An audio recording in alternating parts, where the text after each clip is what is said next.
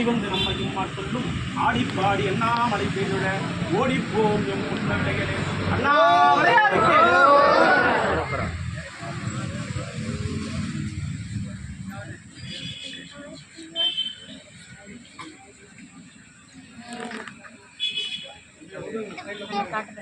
சிவாய் நம்ம மெயினாக சிட்டுக்குருவி சேனலை லைக் பண்ணுங்க, கமெண்ட் பண்ணுங்க, ஷேர் பண்ணுங்க. தொடர்ந்து ஆர்வம் தந்துட்டே இருங்க. நன்றி.